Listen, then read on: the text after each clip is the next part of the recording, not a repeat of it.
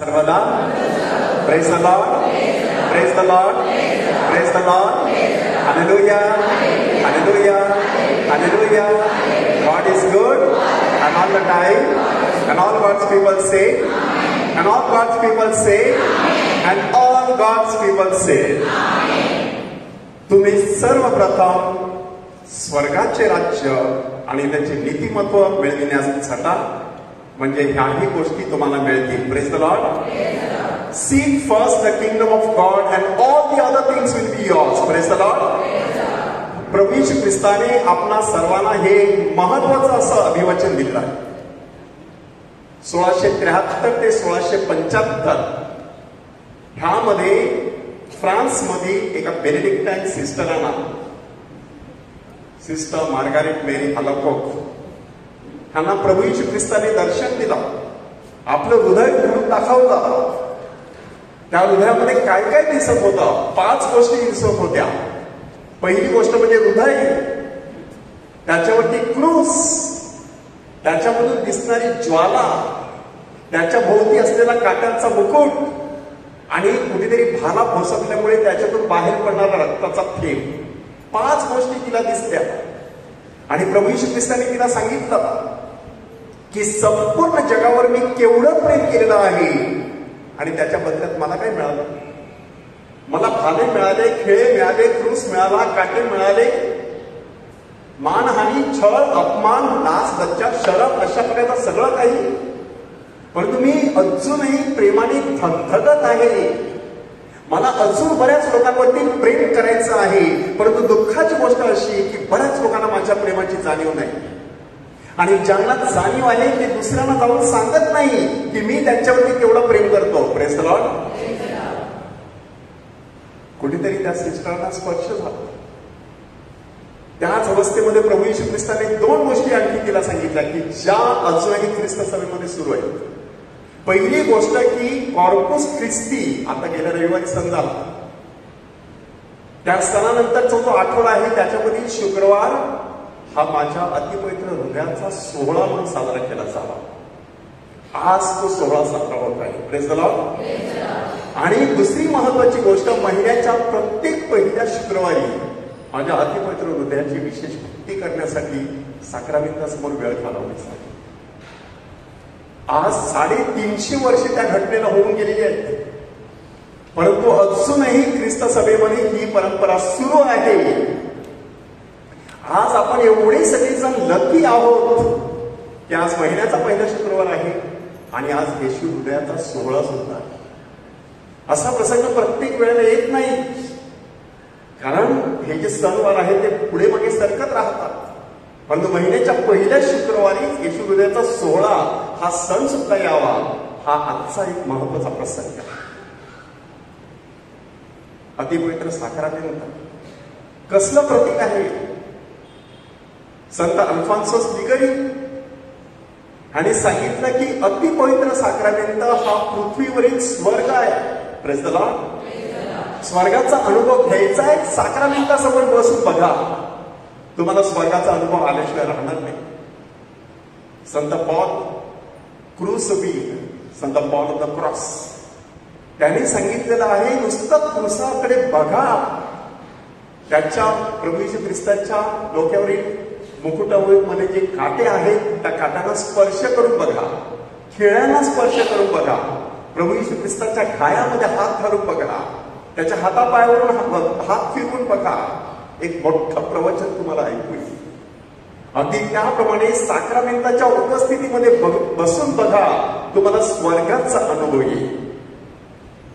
The blessed sacrament is heaven on earth, says Saint Alphonsus Ligari.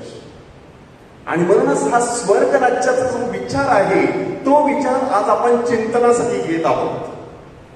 स्वर्ग राज्याचे 5 पैलू संत मत्तेच्या शुभवर्तमानामध्ये आपल्यासमोर सादर करण्यात आलेले आहे. म्हणून आजच्या दिवशी आपण त्या 5 पैलूंवरती चिंतन करणार आहोत. संत मत्तै जकातदार, प्रभू येशू ख्रिस्ताने त्याला बोलावलं, चल माझ्या मागे ये.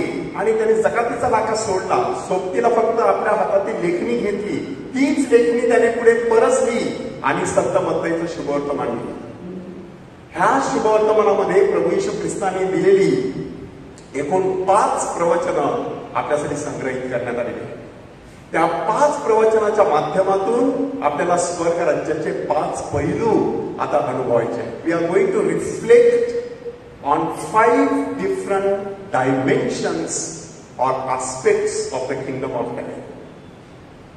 की स्वर्ग राज्याचे 5 पैलू प्रभू येशू ख्रिस्ताच्या त्या 5 प्रवचनामधून आपल्यासमोर सादर करण्यात आलेले आहेत. प्रत्येक पैलूमध्ये आपल्याला काहीतरी स्पर्शून जाईल अशा प्रकारे आहे.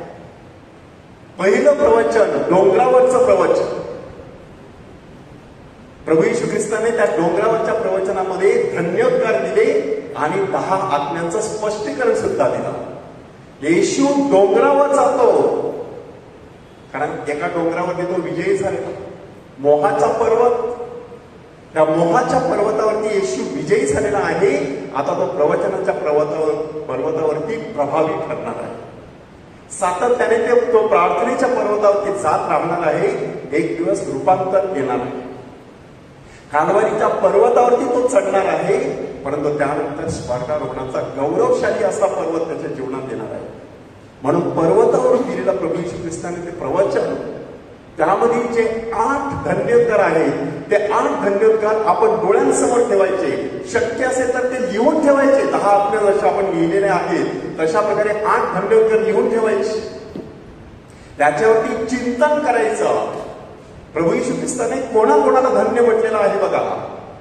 पहिलंच वाक्य, जे आज्ञाने दीन ते धन्य, कारण स्वर्गाचे राज्य त्यांचे आहे. आज्ञाने दीन म्हणजे नक्की काय व्हायचं, काय करायचं? परमेश्वरासमोर एवढं दीन लीन हीन नम्र व्हायचं. तेव्हाच परमेश्वर आपल्याला उंचावणार आहे स्वर्गराज्याच्या दिशेने. दीन ह्या शब्दासाठी हिब्रू भाषेमध्ये 2 शब्द आहेत. एक शब्द आहे आणि, दुसरा शब्द आहे अनावीम. आणि म्हटल्यानंतर भौतिक दृष्ट्या, शारीरिक दृष्ट्या, जागतिक दृष्ट्या कंगाल असलेला माणूस. बिचारा गरीब, हातामध्ये पैसा नाही. बिचारा गरीब, थोडीशी अक्कल कमी आहे. बिचारा गरीब, अंगाने अतिशय हडकुळा झालेला आहे. हे जगाच्या दृष्टिकोनातून गरीब, परंतु अनावीम म्हणजे सगळ्या गोष्टींसाठी परमेश्वरावरती विसंबून राहायचं. Praise the Lord. मग तुम्ही श्रीमंत असा की गरीब असा, परंतु तुमचा भरोसा कशावर आहे? परमेश्वरावर आहे. आता त्याचा चटकन परिणाम काय दिसतो बघा. मी जर परमेश्वरावरती विसंबून असेल तर मला कसली भीती? कुठेही मी जाऊ, मला परमेश्वर आहे. तो सर्व शक्तिमान आहे, त्याला सगळं काही शक्य आहे. तो सर्वज्ञानी आहे, त्याला सर्व काही ठाऊक आहे. तो सर्व व्यापी आहे, सर्वत्र आहे. असं जर परमेश्वर असेल तर मला कसल्या प्रकारची भीती आहे? म्हणून हे जे 3 सांगितलेले आहे, स्वर्गाचं राज्य त्यांचं आहे. जिकडे कुठे जातील तिकडे त्यांना स्वर्गाचं राज्य अनुभव असेल. नम्रता आहे प्रचंड, लीनता आहे, दीन झालेले आहेत, परंतु दुःखी नाहीत. दुःखी कोण आहेत? ह्या जगातल्या गोष्टींवरती अवलंबून असतात ते. तुमच्या आजूबाजूला कदाचित हा अनुभव तुम्ही बघितलेला असेल. श्रीमंत माणसं चेहरे आंबट, बघितले ना? गरीब माणूस चेहरा फुललेला, ते पण आपण बघितलेलं आहे. आदिवासी भागामध्ये आम्ही जाऊन फिरत असतो, काय चेहरे फुललेले आहेत. आणि रंगमहालमध्ये पण आम्ही जात असतो, फादरांना भेटायला पण त्यांना मिळेल. लांबूनच सांगणार आहे, मला काय काम असेल नंतर भेटतो. म्हणजे अशा प्रकारचं स्वर्गाचं राज्य नाही त्यांचं. पैसा आहे, परमेश्वर नाही. इकडे पैसा नाही, परमेश्वर आहे, स्वर्गाचं राज्य आहे. तर हा पहिला धन्योद्गार आहे. स्वतःला प्रश्न विचारायचा, कोणत्या प्रकारची गरिबी आहे माझ्या हृदयाची? अशी गरिबी ज्यामुळे मी परमेश्वरावरती पूर्णपणे विसंबून आहे. स्वर्गाचं राज्य माझं आहे. दुसरा धन्योद्गार, जे शोक करीत आहेत ते धन्य, कारण त्यांचं सांत्वन केलं जाईल. कशाबद्दल शोक करायचा? संत अगस्तीनने ह्याच्यावरती छान प्रवचन लिहिलंय. संत अगस्तीन म्हणतात, जेव्हा तुम्ही चांगलं जीवन जगायला सुरुवात करता तेव्हा ह्या जगातील जी सुखे आहेत ती सुखी तुमच्यामधून दूर गेली म्हणून कधी कधी तुम्हाला वाईट वाटतं की मस्त एन्जॉय केलं असतं, मस्त हे खाल्लं असतं, ते खाल्लं असतं, बरं वाटलं असतं, पण ते नाही, त्याच्याबद्दल थोडासा शोक वाटण्याची शक्यता आहे. असा शोक परमेश्वराला तुम्हाला सांत्वन देण्यासाठी कारणीभूत असतो. अशा प्रकारे माणूस ज्या वेळेला दुःखी जणू काही बरोबर दिसतो त्याचा सांत्वन साक्षात परमेश्वर करत असतो. संत फ्रान्सिस असिसी ते सांगायचे की कधी कधी घरामध्ये काहीच खायला नाही, एक सुका पाव, परंतु तो खात असताना ती वाऱ्याची जी झुळूक आली त्या झुळकूने मी एकदम तादात टवटवीत झाला. एवढसा पावाचा तुकडा, काहीच वाटलं नाही. आज महिन्याचा पहिला शुक्रवार, बरेच लोक आजच्या दिवशी उपवास करतात. कदाचित त्याच वेळेला आपला शेजारी चमचमीत असं काहीतरी तळून खात असताना त्याचा वास आपल्या घरामध्ये येण्याची शक्यता आहे आणि थोडंसं वाटण्याची शक्यता आहे, थोडंसं काही खायला पाहिजे होता. तेव्हा जो शोक असतो त्याचा सांत्वन साक्षात परमेश्वर करतो. त्या अवस्थेतून मात्र जायचं, त्याच्यामध्ये टिकायचं, साक्षात परमेश्वर सांत्वन करेल. जे सौम्य ते धन्य, कारण ते पृथ्वीचे वतन भोगते. सौम्य मदर तेरेसा बघा, 5 रुपये हातामध्ये होते, आज 5 खंडामध्ये त्यांचं नाव झालेलं आहे. 5 दशके त्याने काम केलेलं आहे. 5 सप्टेंबरला त्यांचा सण साजरा केला जात असतो. बघा, सौम्य म्हणजे कठोर आणि सौम्य, ह्याच्यामध्ये आपल्याला फरक करता आला पाहिजे. तुम्ही प्रयत्न करून बघा, थोडंसं सौम्य वागायचं. कदाचित आपल्याला कोणती भीती वाटत असेल, दुसरा मला फायदा घेतील, अहो दुसरे फायदा घेतील, पण परमेश्वर आहे की नाही बघणारा? त्याला दिसतं ना तुमचं हृदय, ते हृदय सौम्य आहे, ते त्याला ठाऊक आहे, त्या हृदयामध्ये तो येऊन वस्ती करत आहे. कोणी कितीही फायदा घेतला तरी तुमचं काहीच नुकसान होणार नाही, ह्याची गॅरंटी आहे. प्रयत्न करून बघा, जे नुकसान करण्याचा प्रयत्न करतील त्यांच्यामध्ये परमेश्वर येऊन बरोबर त्यांना त्यांची जागा लागतील. झाले ना? म्हणून सौम्य. मदर तेरेसाच्या कार्यामध्ये देखील त्रास देण्यासाठी मंडळी आली. काय झालं त्यांचं? परिवर्तन. बदलून गेले, सगळे बदलून गेले किंवा नाहीसे झाले, काहीतरी झालं. म्हणजे सौम्य ते धन्य, पृथ्वीचे वतन भोगते. नीतिमत्वाचे जे भुकेले आणि ताणलेले ते धन्य, कारण ते तृप्त होते. कोण तृप्त करील त्यांना? साक्षात परमेश्वर त्यांना तृप्त करेल. नीतिमत्वाचे भुकेले आणि ताणलेले प्रभू येशू ख्रिस्ताने अशा प्रकारे लोकसमुदाय बघितला. मेंढपाळ नसलेल्या मेंढरांसारखे ते गांजलेले आणि नंतर गांजलेले अशा प्रकारे त्याला ते दिसले. आणि त्याने त्यांना प्रवचन दिलं, त्याने 5,000 भोजन दिलं. त्यानंतर असे प्रसंग आपण वाचत असतो.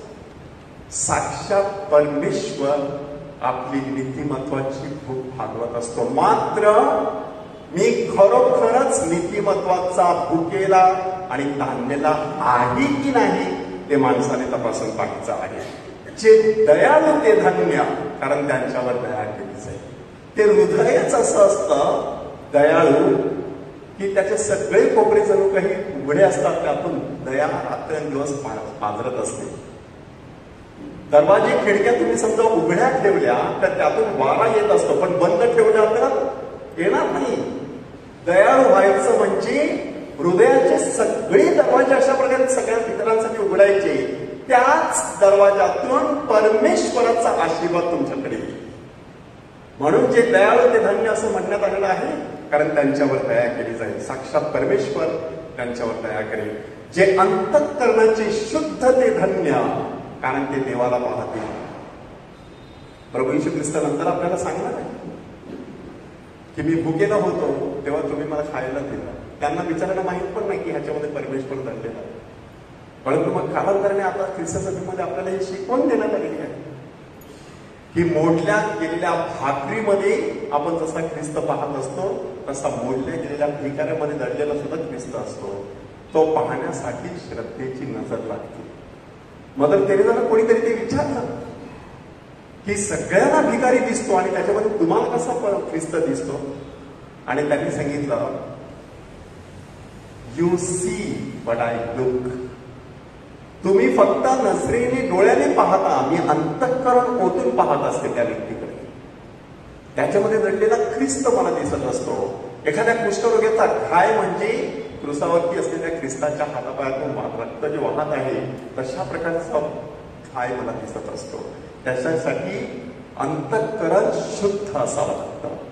त्यासाठी मदर तेरेसा यांनी एक मंत्र दिलेला आहे, प्रार्थना करा, प्रार्थना तुम्हाला शुद्ध हृदय देईल, शुद्ध हृदयाने तुम्हाला सर्वत्र परमेश्वराचं दर्शन घडेल. जे शांती करणारे ते धन्य, कारण त्याला देवाची मुले म्हणतील. शांती करणारे म्हणजे मुळात आपली जी प्रवृत्ती आहे ती भांडखोर नसावी. बऱ्याच लोकांची प्रवृत्ती भांडखोर असते, थोडस निमित्त पाहिजे, अख्खा दिवस भांडत राहू शकतात ते माणसं. प्रभू येशू ख्रिस्ताने नीतिमत्वमान आणि दुर्जन ह्यांच्यामध्ये फरक करण्यासाठी एक प्रतीक वापरलेलं आहे. मेंढपाळ जशी आपली मेंढरं शेरडांपासून वेगळी करतो असं शब्द वापरते. मेंढर आणि शेरड, मेंढर म्हणजे मेंढर आपल्या सर्वांना कळतं, पण शेरड म्हणजे बकऱ्या. तुम्ही 100 मेंढरं एकत्र ठेवा एखाद्या कोंडवाड्यामध्ये, शांतीने झोपी जाते. 2 बकऱ्या तुम्ही ठेवून बघा, रात्रभर भांडतील की नाही बघा. तसं काही लोक भांडखोर असतात, सतत भांडत राहायचं, कुठून तरी काहीतरी निमित्त शोधायचं आणि भांडतच राहायचं. अशा लोकांना कसं काय आपण परमेश्वराची लेकरं म्हणणार? खरोखरच ते परमेश्वराची लेकरं होऊ शकतात का? प्रभू येशू ख्रिस्ताने स्पष्ट सांगितलेलं आहे, शांती करणारे ते धन्य. सतत शांतीचाच विचार करायचा, समेटाचाच विचार करायचा, संशयाऐवजी विश्वासाचा विचार करायचा. अशा प्रकारे माणूस जेव्हा विचार करतो तेव्हा तो परमेश्वराचा लेकरू बनत असतो. नीतिमत्वासाठी ज्यांचा छळ झाला आहे ते धन्य, कारण स्वर्गाचं राज्य त्यांचं आहे असं प्रभू म्हणत आहे. नीतिमत्वासाठी छळ कितीतरी हजारो वर्षे रक्तसाक्षी ख्रिस्त सभेमध्ये होऊन गेलेले आहेत. तलवारीने चिरले गेले, कुऱ्हाडीने कापले गेले, उकळत्या तेलाच्या कढईमध्ये तळले गेले, मोठ्या डोंगराच्या कपारीवरून खाली फेकण्यात आले, हत्तीच्या पायाखाली तुडवण्यात आले, घोड्यांच्या शेपटांना बांधून फरफटत नेण्यात आले, त्यांचा गळा चिरण्यात आला, शिरच्छेद करण्यात आला, डोकं फोडण्यात आलं, काकडी सोडण्यात आली, जीभ छाटण्यात आली, हातपाय तोडण्यात आले, डोळे फोडण्यात आले, लांबून त्यांना बाण मारून संत सेबेस्टियन सारखं त्यांना ठार करण्यात आलं. कितीतरी अशी उदाहरणं. आणि त्याच कुठे आहे? स्वर्गामध्ये. त्या सर्वांना संतपद देण्यात आलेलं आहे. नीतिमत्वासाठी आपल्याला छळ सहन करावा लागतो. आज तुम्ही संपूर्ण दिवसभर या ठिकाणी वेळ घालवणार आहात. सैतान बाहेर थांबलेला आहे. बाहेर पडतात बरोबर तुमच्यावरती कोणतरी हल्ला करण्याची शक्यता आहे. आली अख्खा दिवस प्रार्थना करून आणि काम कोणी करायचं आणि घरामध्ये मग बडबड सुरू, भांडण सुरू. नीतिमत्वासाठी तो आपला छळ होत असतो, मुकाट्याने सहन करायचा, पुढे जायचं, त्या व्यक्तीच्या परिवर्तनासाठी प्रार्थना करायची. संत जॉन मारी बियानी हे म्हणतात की अशा प्रकारचा छळ जेव्हा तुमच्या वाटेला येत असतो तेव्हा तो पाप्यांच्या परिवर्तनासाठी येशूच्या अतिपवित्र हृदयाला अर्पण करायचा असतो. त्यामध्ये तुमचं पण परिवर्तन घडलेलं असतं. कारण तो छळ होत असताना तुम्ही मुकाट्याने शांतपणे तो सहन करू शकता. परिवर्तनाची जी प्रक्रिया असते. म्हणून आता स्वतःला एक प्रश्न विचारायचा, 8 धन्योद्गार तुम्ही ऐकलेले आहेत, त्याच्यातला कोणता धन्योद्गार मला खूप जवळचा वाटतो, कोणता धन्योद्गार मला खूप आवडतो, त्या धन्योद्गारानुसार आता माझ्या जीवनामध्ये मला कोणता बदल करायचा आहे, स्वतःला प्रश्न विचारायचा. देव मला कोणत्या बाबतीत धन्य म्हणेल? की महिन्याच्या पहिल्या शुक्रवारी तू ह्या ठिकाणी प्रार्थनेला येतेस, तू धन्य आहेस. तू प्रार्थना करतोस, करतेस, धन्य आहेस. तू उपवास करतोस, करतेस, धन्य आहेस. परमेश्वर आपल्याला धन्य म्हणून इच्छितो. तपासून पाहायचं फक्त, त्याच्या मुखातून ते ऐकायचं, त्याच्या सहवासामध्ये वेळ घालवायचा. पहिला पैलू धन्योद्गार, नंतर 10 आत्म्यांचं स्पष्टीकरण सुद्धा आलेलं आहे. आता दुसरा पैलू स्वर्ग राज्याचं प्रेषित कार्य, अध्याय 10. आत्ता जे पण तुम्ही ऐकलेलं आहे ते सगळं अध्याय 5 ते 7 मध्ये आलेलं आहे. संत मत्तईचा शुभवर्तमान अध्याय 5 ते 7. आता जो दुसरा पैलू आहे त्या दुसऱ्या पैलूमध्ये स्वर्ग राज्यातील प्रेषित कार्य. प्रभू येशू ख्रिस्त 12 प्रेषितांची निवड करतो आणि मग त्यानंतर त्या 12 प्रेषितांना प्रेषित कार्यावरती पाठवतो. प्रेषित कार्यावरती पाठवत असताना त्यांनी जे त्यांना मार्गदर्शन केलेलं आहे त्याच्यामध्ये एकूण 8 महत्वाच्या गोष्टी दर्शवल्या. पहिली महत्वाची गोष्ट कोणती आहे बघा, फक्त इस्रायलच्या हरवलेल्या मेंढरांकडे जा. ही सुरुवात आहे, शेवट नाही. त्याच्यानंतर डेव्हलपमेंट होणार आहे. पोप जॉन पॉल दुसरे ह्यांनी सुवार्ता प्रसाराविषयी 3 प्रकार सांगितले. एव्हेंजलायझेशन, रिएव्हेंजलायझेशन, न्यू एव्हेंजलायझेशन. एव्हेंजलायझेशन म्हणजे ज्यांनी अजून येशूचं नाव ऐकलेलं नाही अशापर्यंत जाऊन सुवार्ता सांगायची. रिएव्हेंजलायझेशन म्हणजे ज्यांनी येशूचं नाव ऐकलेलं, बाप्तिस्मा घेतलेला, देवळामध्ये जीवन सुरू केलेलं, आता काही कारणास्तव देवापासून दूर केलेलं, पण ख्रिस्तीच आहे, त्यांना परत नव्याने सुवार्ता सांगण्याची गरज आहे. त्यांना परत देवळामध्ये आणण्याची गरज आहे. रिएव्हेंजलायझेशन. आणि न्यू एव्हेंजलायझेशन म्हणजे नव्या पद्धतीने सुवार्तेचा प्रसार. म्हणजे आता मोबाईलवरून प्रसार करायचा, डिजिटल वर्ल्ड मधून प्रसार करायचा, युट्यूबच्या माध्यमातून प्रसार करायचा, युट्यूब चॅनल सुरू करून तिथून प्रभूची सुवार्ता सांगायची. न्यू एव्हेंजलायझेशन हे स्वर्ग राज्यातील प्रेषित कार्य आहे. इथे येशू त्यांना काय सांगत आहे, फक्त इस्रायलच्या हरवलेल्या मेंढरांकडे जा. कशामुळे? कारण पहिली 3 मेंढरं मला परत मिळवायचे. त्यांना पहिली सुवार्ता सांगण्यात आली होती. परमेश्वराने त्यांच्याबरोबर करार केला होता. आता तो करार ते विसरलेले आहे. त्यांना परत आठवण करून देण्याची गरज आहे. सहज काही लोकांची आठवण करून बघा. आपले काही लोक फक्त गुड फ्रायडेला, इस्टरला आणि ख्रिसमसला देवळात येतात. तुमच्या गावामध्ये तुम्हाला तशी लोक आढळण्याची शक्यता आहे. अशा लोकांपर्यंत सुवार्ता गेली पाहिजे की दुसऱ्या पद्धतीचं जीवन जगता येतं. देवळात जायचं, प्रभूची सुवार्ता ऐकायची, चिंतन मनन करायचं, त्याची गाणी गायची, तसं स्वर्ग राज्यातलं जीवन जगायचं. हे आपलं प्रेषित कार्य आहे. सोने, रुपये किंवा तांबे सोबत घेऊ नका. कशामुळे?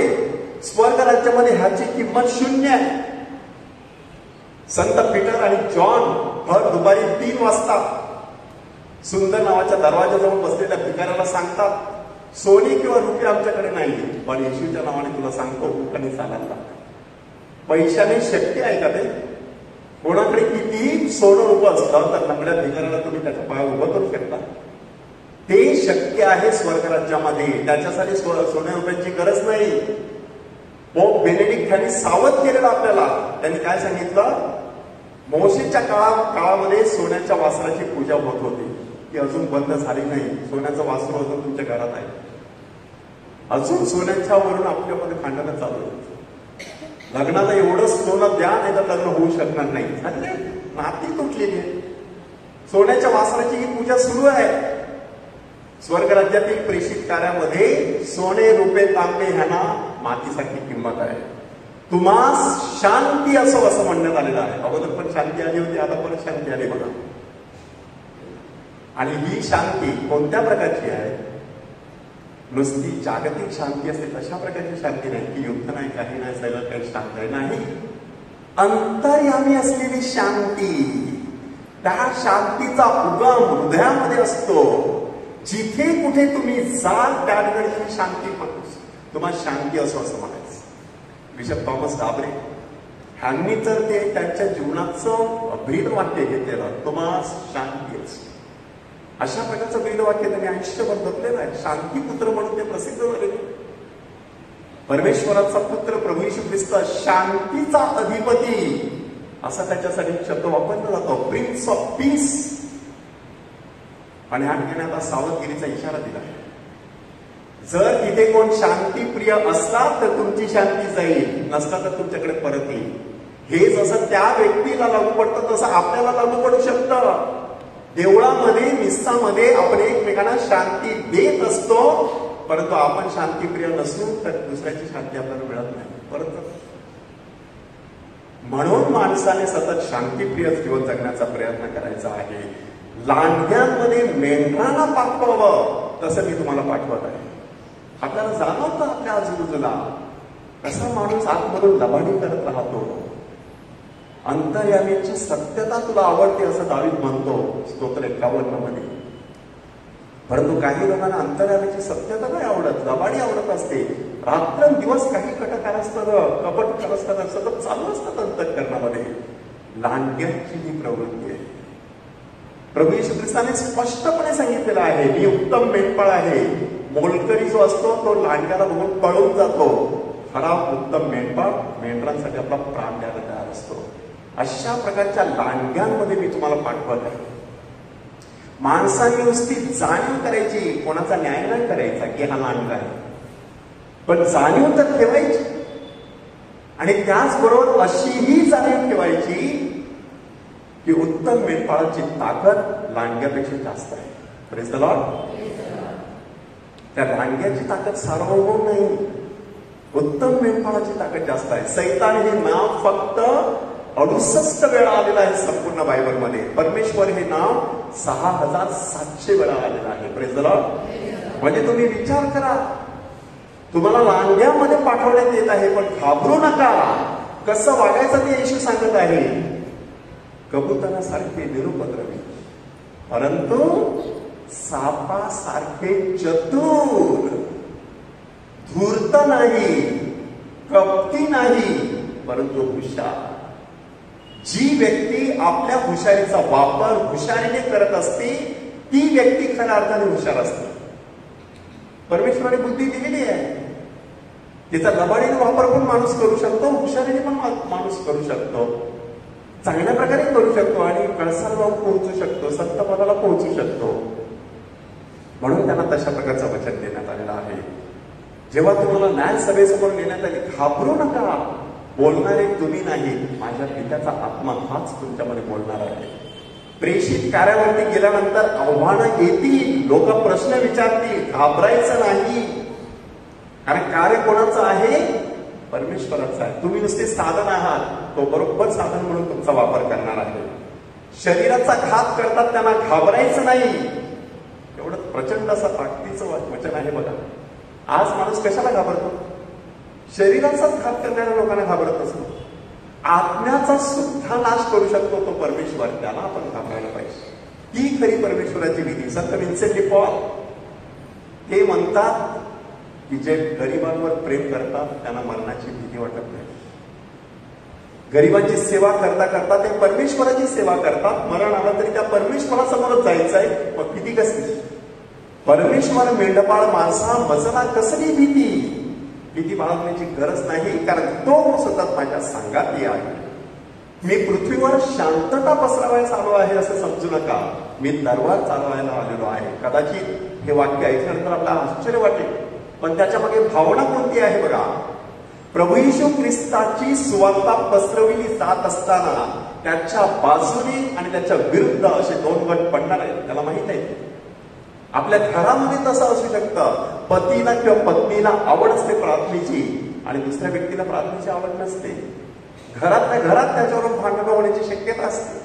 म्हणून येशू सांगत आहे तलवार चालवण्यासाठी आलोय, इतरत्र फूट पाडण्यासाठी आलेलो आहे, किंवा मी आग पेटवण्यासाठी आलो आहे, असं सगळे शब्द वापरण्यात आलेले. ह्याचा अर्थ एवढाच आहे, आपल्याला 100% निवड करायची आहे येशूच्या बाजूने.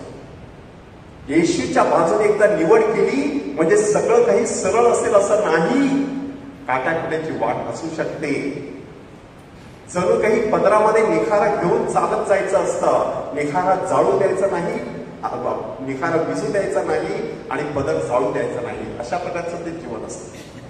पण त्यासाठी परमेश्वर साक्षात आपल्याला शक्ती पुरवत असतो.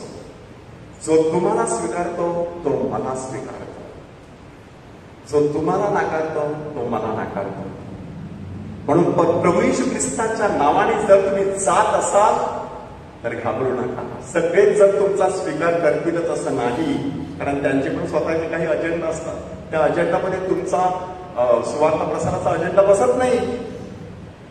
म्हणून परमेश्वराच्या नावाने येणाऱ्या व्यक्तीचा स्वीकार करायचा हे डिसिजन पहिला आपण घेतलं पाहिजे. धर्मगुरूंच्या बदल्या आता सध्या होत आहे. आपापल्या धर्मगुरूमध्ये धर्मक्रमामध्ये वेगवेगळे धर्मगुरू येत आहेत.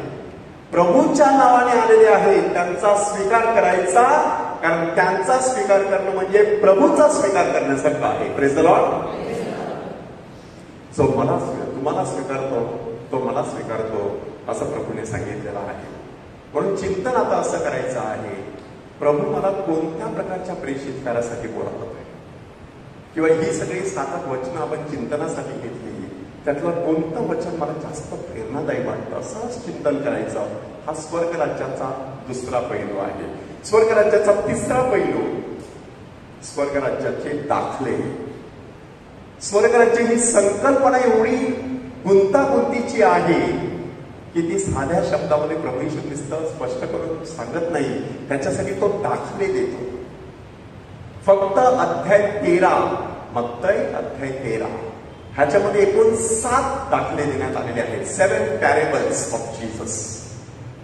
ते सगळे 7 दाखले स्वर्ग राज्याविषयी आहे. प्रत्येक दाखल्यामध्ये एक एक चिंतन दडलेलं आहे. ते आपण आता पिकअप करण्याचा प्रयत्न करूया. पहिला दाखला आहे पेरणाऱ्याचा दाखला. आपणा सर्वांना माहित आहे 4 प्रकारची जमीन त्या ठिकाणी आहे. फक्त मुद्दा तेवढा नाही, तशी जमीन आहे हे ठाऊक असताना सुद्धा परमेश्वर पेरतच राहतो. आपल्याला कदाचित आश्चर्य वाटेल की असा कोणता शेतकरी आहे की त्याने काट्यामध्ये पाय टाकलं, वाटेवरती टाकलं, खडकाळ जमिनीत टाकलं, त्याने फक्त सुपीक जमिनीत टाकायला पाहिजे होतं असं आपल्याला वाटत असतं. परंतु इस्रायलमध्ये पेरणी करण्याची पद्धत कशी होती बघा. इस्रायलमध्ये पेरणी करत असताना 2 प्रकार होते. एक प्रकार म्हणजे गाढवाच्या पाठीवरती एखाद्या बीचं, गव्हाचं म्हणा किंवा भाताचं बी असलेलं पोतं ठेवायचं आणि त्या पोत्याला थोडेसे छिद्र पडायचे आणि मग ते गाढव असं शेतातून फिरवायचं. आता ते गाढव काय फक्त शेतातच फिरणार आहे का? ते अचानक रस्त्यावर जाईल, काटाकुसाळ्यामध्ये जाईल, वाटेवरती जाईल, इकडे जाईल, खडकाळ जमिनीवर जाईल आणि म्हणून असं बी जिकडे तिकडे पडलं. हे प्रभू येशू ख्रिस्ताच्या नजरेतून सुटलेलं नाही आहे. म्हणून तो सांगतो अशा ठिकाणी सुद्धा ही जशी बी पडत असते तसं परमेश्वराचं वचन, ह्या क्षणाला मी सध्या परमेश्वराचं वचन सांगत आहे. तुमच्या हृदयाची जमीन जशी असेल तसं त्याला फळ येणार आहे. ती जमीन खडकाळ असेल तर ते फार काळ टिकणार नाही. फक्त ह्या देवळात आहे तोपर्यंत. बाहेर गेला सैतान उचलून घेऊन जाणार. रस्त्यावरती पडलेले पक्षाने खाऊन टाकले ना, तसा सैतान काढून घेणार आहे. काटाकुसळामध्ये म्हणजे जीवनातील चिंता, द्रव्य, पैसा पाहिजे, ही कटकट आहे, ती कटकट आहे, त्यांचा एवढा विचार मोठा की परमेश्वराचा विचार छोटा बनतो. त्याला फळं येत नाहीत. आणि मग खडकाळ जमिनीवरती पडलेले त्याला मुळच धरत नाही. थोडा वेळ सूर्य उगवला की करपून जातात. थोड्याशा काही अडचणी जीवनामध्ये आल्या की श्रद्धा सोडून दिली जात असते. अशा प्रकारची भूमी, 4 प्रकारची भूमी सांगितलेली आहे. परंतु सातत्याने पेरणी करत राहायचं. आपल्या घरामध्ये सुद्धा आपली मुलं बाळ असतात, सातत्याने त्यांच्या नजरेत पडलं पाहिजे. मम्मी किंवा डॅडी हातामध्ये बायबल घेतात, वाचन करत असतात, गायन करत असतात, प्रार्थनेला जात असतात, चिंतन करत असतात, देवा धर्माविषयी बोलत असतात. कधीतरी एखादा विचार त्यांच्या हृदयाला स्पर्शून जाईल. माझ्याकडे एक माणूस आला होता, कॅरिस्मॅटिक.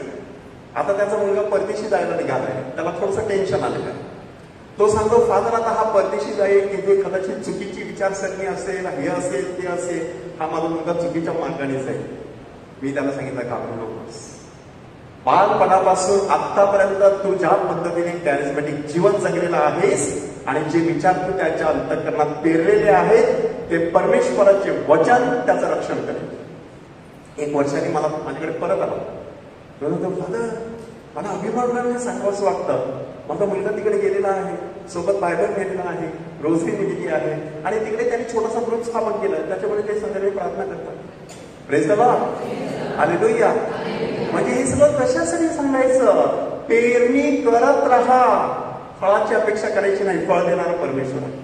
पेरणी करत राहायचं. मला आमंत्रण येतं तेव्हा मी मुद्दाम इथे दावा देतो, पेरणी करून जाणार.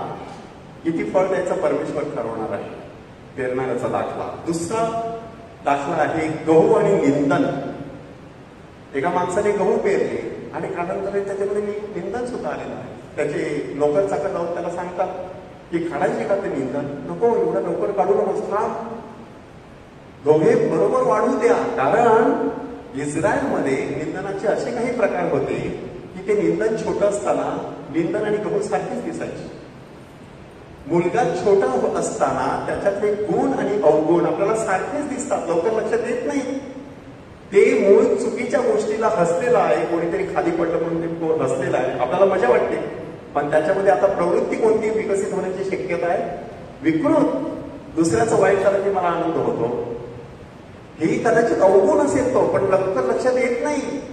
म्हणून अजून थोडंसं तो वाढू द्या, त्याच्यामधला फरक चटकन दिसायला लागेल, तेव्हा तो अवगुण पिकअप करायचा. आणि सावधगिरीचा इशारा कोणता दिलेला आहे? निंदक उपटत असताना तुम्ही कदाचित दोष सुद्धा उपटा. दुसऱ्या व्यक्तीचे दोष दाखवत असताना त्याच्या सद्गुणाला धक्का लागणार नाही याची काळजी घ्यायची. एखादा मनुष्य खूप काम करतो, गावामध्ये म्हणा, प्रार्थना संघामध्ये म्हणा, देवळामध्ये म्हणा, आणि एखादा त्याचा अवगुण असतो, त्याच्यावरती आपण सातत्याने जर बोट दाखवलं तर हे जे चांगलं कार्य तो करतो ते पण तो बंद करतो.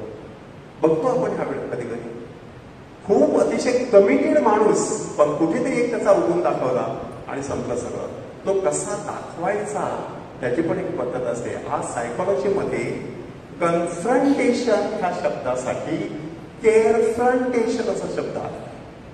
कन्फ्रंटेशन म्हणजे सरळ सरळ खडसवायचं माणसाला. केअरफ्रंटेशन म्हणजे काळजीपूर्वक खडसवायचं. पहिली त्याला वाटलं पाहिजे ह्या व्यक्तीला माझी कळकळ वाटते म्हणून मला सांगा पाहिजे.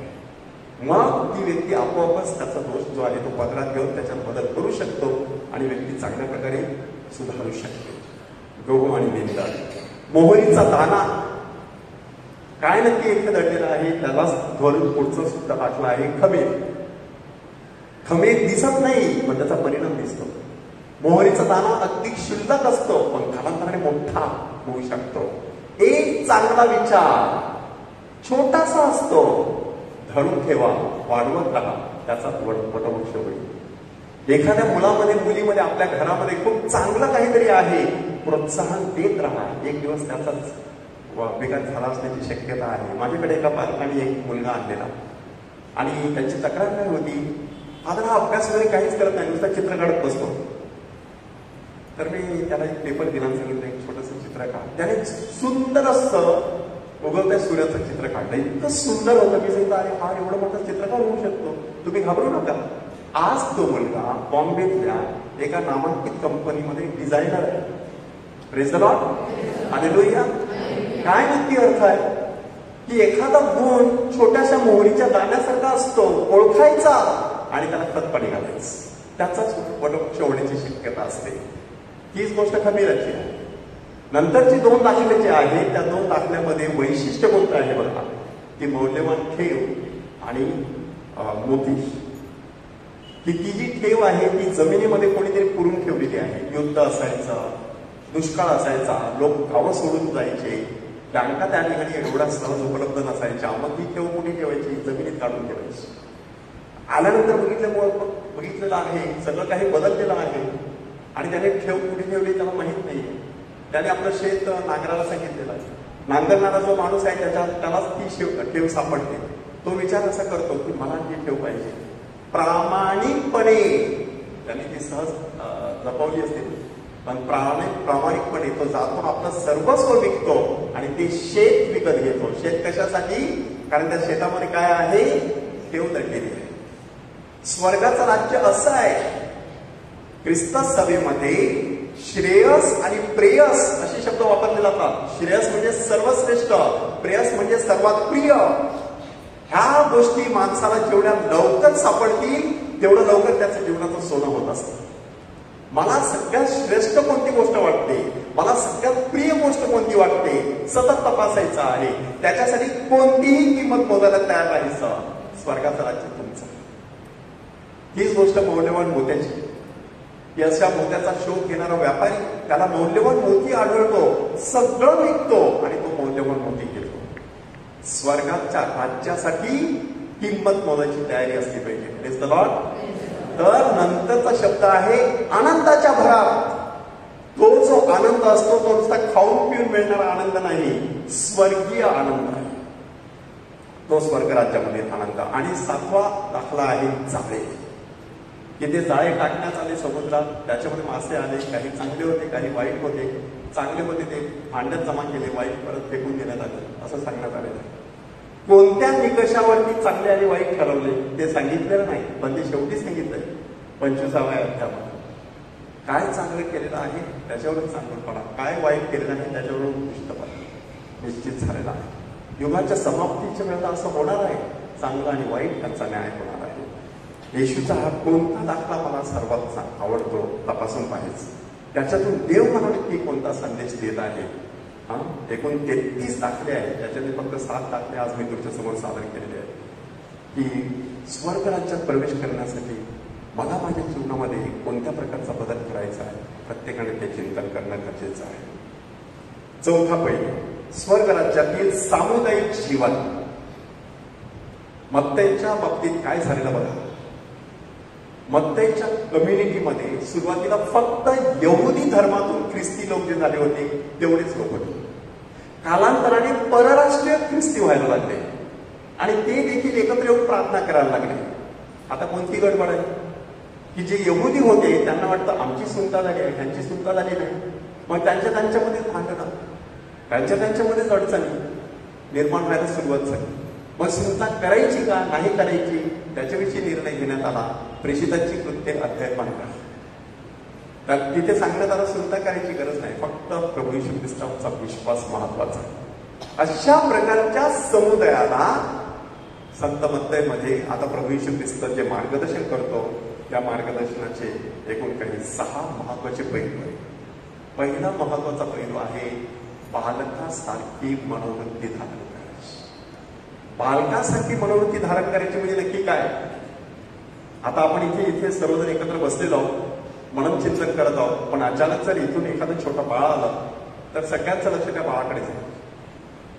कारण ते बाळ एवढं मनमोहक असतं, सगळ्यांचं लक्ष ते आकर्षित करून घेऊ शकतं. एका चर्चमध्ये मी मिसापली अर्पण करत होतो, कम्युनियन झाला, त्याला स्वच्छ करून मी टेबलावरती ठेवला आणि आता अशी शेवटची प्रार्थना करायला लागलोय. इतक्यात एक छोटं बाळ असं पायरीवरून आलं आणि खालून माझा कॅसेट खालून खेचायला लागला. आणि मला वाटलं आता का मला माहित होतं ते बाळ आलंय आणि ते तसं करताय वगैरे, असं खेचायला लागलं. मी सहज बघितलं, त्या बाळाला उचललं, असं एका बाजूला व्यंगेत पकडलं आणि दुसऱ्या बाजूने लोकांना आशीर्वाद दिला. आणि नंतर त्या बाळाला घेऊन मी साखरेस्थित गेलो. ताबडतोब त्याची मम्मी माझ्या मागे धावत, मी तिला सांगितलं ह्याला मी सेमिनरीत घेऊन जाणार नाही, घाबरू नको. परंतु ते जे दृश्य होतं त्याची कितीतरी लोक मला अजून आठवण करून देतात. याचा अर्थ काय आहे, बालकासाठी मनोवृत्ती. सर्वांना हवाहवास असेल ते बालक असतं, सर्वांना. एवढा चांगुलपणा विकसित करण्यासाठी कृपा लागते. तो चांगुलपणा फक्त बुद्धीच्या पातळीवर, पैशाच्या पातळीवर माणसामध्ये येऊ शकत नाही. त्या छोट्या बाळाचा तो चांगुलपणा असतो. काही चांगलं दिसलं टाळ्या वाजवतो, त्याला माहित नाही शत्रू आहे का मित्र आहे, टाळ्या वाजवणार. तशा प्रकारचा तो चांगुलपणा, बालकासारखी मनोवृत्ती. येशूने दुसऱ्यांना अडखळविण्याविषयी इशारा दिलेला आहे की ह्या लहानातल्या लहानापैकी एकाला जो अडखळवी त्याच्या गळ्यामध्ये जात्याची तळी बांधून त्याला समुद्रात टाकलं जाणं हे त्याच्या हिताचं. अडखळविण्याचं म्हणजे काय करायचं, कोणीतरी अध्यात्मामध्ये प्रगती करत आहे, कोणीतरी चांगल्या दिशेने वाटचाल करत आहे, त्याला चुकीच्या दिशेने द्यायचं, त्याला चुकीचा सल्ला द्यायचा, त्याच्या उत्साहाचे पंख छाटून टाकायचे, त्याला प्रोत्साहन द्यायचं नाही, त्याचं कौतुक करायचं नाही, उलट त्याला निराश करण्याचं काम करायचं. हे अडखळविण्याविषयी येशूने सावधगिरीचा इशारा दिला. अशा माणसाच्या जीवनामध्ये मृत्यू हाच जर काही त्याचा एक पर्याय असू शकतो. हरवलेल्या मेंढराचा एक दाखला तिथे देण्यात आलेला आहे की समजा 99 आहेत आणि एक हरवलेला आहे, त्या एकाच्या शोधामध्ये तो मेंढपाळ जात असतो, आनंदाने त्याला परत आपल्या घरी आणत असतो आणि इतरांबरोबर मेजवानी साजरी करत असतो. काय नक्की दडलेलं आहे त्याच्यामध्ये, सामुदायिक जीवन जगत असताना सर्वांना सामावून घ्यायचं. कोणीही हरवलेल्या मेंढरासारखं नसावं आपल्या गावामध्ये, आपल्या पॅरिशमध्ये, आपल्या प्रेयर ग्रुपमध्ये. Nobody should feel lost and out of place in our prayer group. Everybody should feel I'm really part of this prayer group. अशा प्रकारची भावना माणसाने अनुभवली पाहिजे. ते हरवलेला मेंढरूचा दाखला दिलेला आहे. अपराध करणाऱ्याबरोबर कसं वागायचं 4 टप्पे सांगण्यात आलेले. एखाद्या व्यक्तीने जर तुमच्या विरुद्ध काही केलं, काही बोललं, तर पहिला एकांती घेऊन त्या व्यक्तीशी बोला. खरं आहे की खोटं आहे की ती चेक करा. आणि तुम्हाला माहित असेल ते खरं आहे, हा माणूस मान्य करत नसेल तर अजून 2 व्यक्तींना सोबत घ्या. दुसरा टप्पा, त्यांचं ऐकलं नाही तर अजून एखादा गट असतो आपल्याकडे, न्याय मंडळ असतं, समेट मंडळ असतं, त्यांच्याकडे या. नाहीतर ख्रिस्त सभेकडे या, मंडळीकडे असा शब्द वापरण्यात आलेला आहे. त्यांचंही जर त्यांनी ऐकलं नाही तर तो तुला परराष्ट्रीय किंवा जकातदार ह्यांच्यासारखा हो. याचा अर्थ काय? त्याचा वारा तुम्हाला लागता कामा नाही. तो जसं वागतो तसं आता तुम्ही नाही वागायचं. म्हणून तो परराष्ट्रीय आणि जकातदारासारखा त्यांच्यासारखं वागायचं नाही. आपला अपराध असेल तर मान्य करायचा, समेट करायचा, शांती सुलय करायची आणि पुढील वाटचाल करायची आहे. त्यानंतर सामुदायिक प्रार्थना, where there are 2 or 3 gathered in my name, I am there in the midst of them. जिथे 2 किंवा 3 माझ्या नावाने एकत्र जमलेले आहेत तिथे मी त्यांच्यामध्ये उपस्थित आहे. अशा प्रकारचं वचन आता ह्याच अध्याय 18 मध्ये आलेलं आहे. अध्याय 18 वचन 20. आज नुसते 2-3 नाही, 200, 300, 400 लोक एकत्र येतात आणि प्रार्थना करतात. अशी प्रार्थना परमेश्वर ऐकत असतो. संत जॉन मारी बियानी ह्यांनी त्याच्यासाठी एक दाखला दिलेला आहे. समजा तुम्ही विस्तव मांडलेला आहे आणि छोट्या छोट्या काड्या त्याच्यामध्ये टाकत आहात.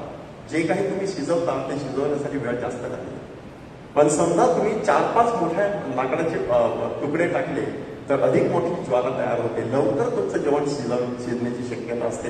अगदी त्याप्रमाणे सामुदायिक प्रार्थना असते की एकट्याने वैयक्तिक प्रार्थना करणं महत्वाचं आहे, पण त्याचबरोबर सामुदायिक प्रार्थना महत्वाची आहे. निखारा बघा, तो निखारा जर तुम्ही एकटा असा वाऱ्यावर ठेवला तर तो जळून विजून जातो. पण 2-4 निखारे एकत्र ठेवा, ते एकमेकांना धगधगते ठेवतात. अगदी त्याप्रमाणे महिन्याच्या शुक्रवारी आपण ह्या ठिकाणी एकत्र येत असतो. एकत्र आल्यामुळे आपल्यामध्ये जी श्रद्धेची ज्वाला आहे ती अधिक तेजाने धगधगत राहत असते आणि आपण श्रद्धेमध्ये मजबूत बनू शकतो.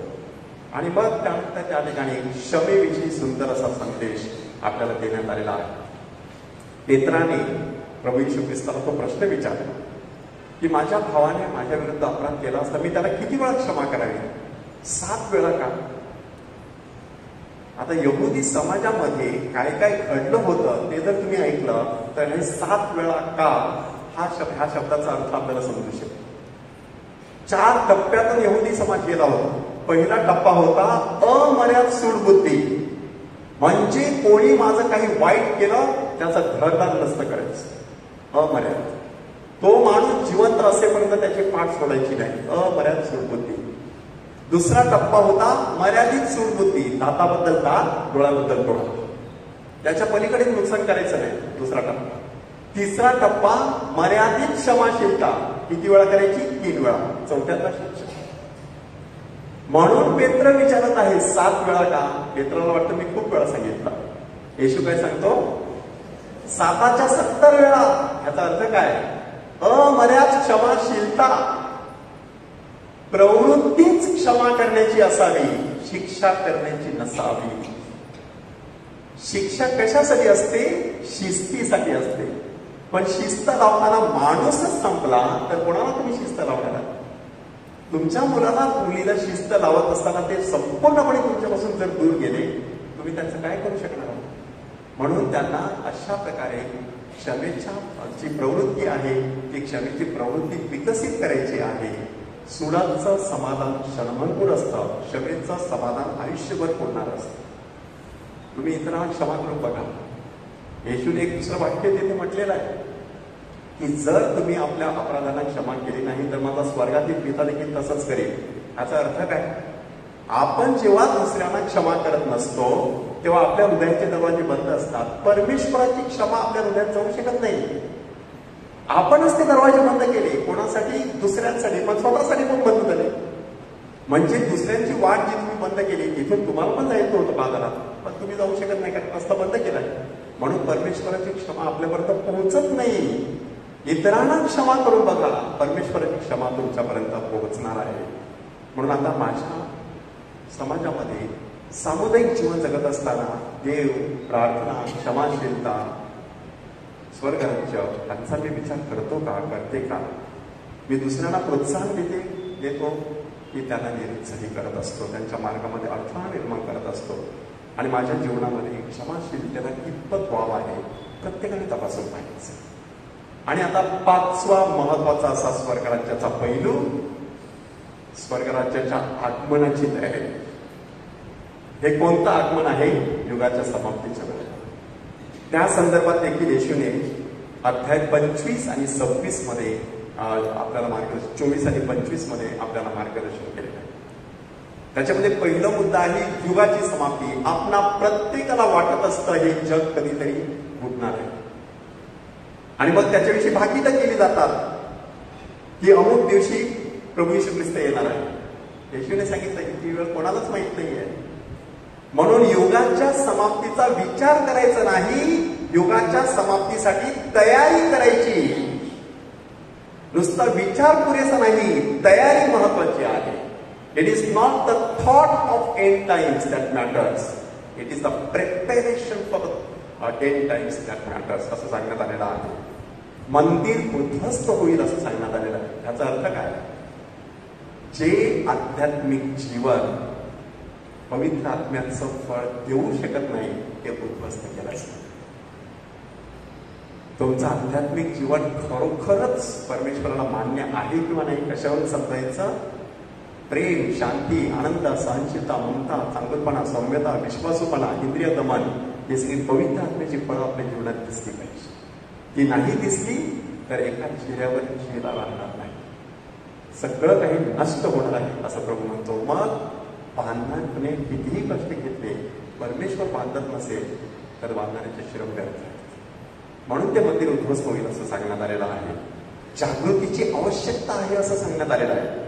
त्यासाठी अंजिराच्या डहाळीचा दाखला देण्यात आलेला. ती डहाळी कोमल व्हायला लागली की तुम्हाला कळतं आता हिवाळा आलेला आहे, आणि ती सुकायला लागली तुम्हाला कळतं आता उन्हाळा आलेला आहे. आता पण आपल्याला जाणवतं एवढी गरमी करते म्हणजे आता पावसाळा जवळ आलेला आहे असं आपल्या माणसाला वाटू शकतं. प्रभू सांगतो की काळाची चिन्हे तुम्ही ओळखता, मग स्वर्गराज्याची चिन्ह तुम्ही का ओळखत नाही? ह्याचा अर्थ काय? तुमच्या जीवनामध्ये पाप वाढीस लागलेला आहे, जीवनामध्ये गोंधळ निर्माण झालेला आहे, जीवनामध्ये पदप्रतिष्ठा गेली, प्रकृती गेली, पैसा गेला, नोकरी गेली, बायको सोडून गेली, तरी देखील तुम्ही दारू सोडत नाही. उदाहरण फक्त मी दारूचं दिलं, पण दुसरं कोणतंही असू शकतं, विकृती कोणतीही असू शकते.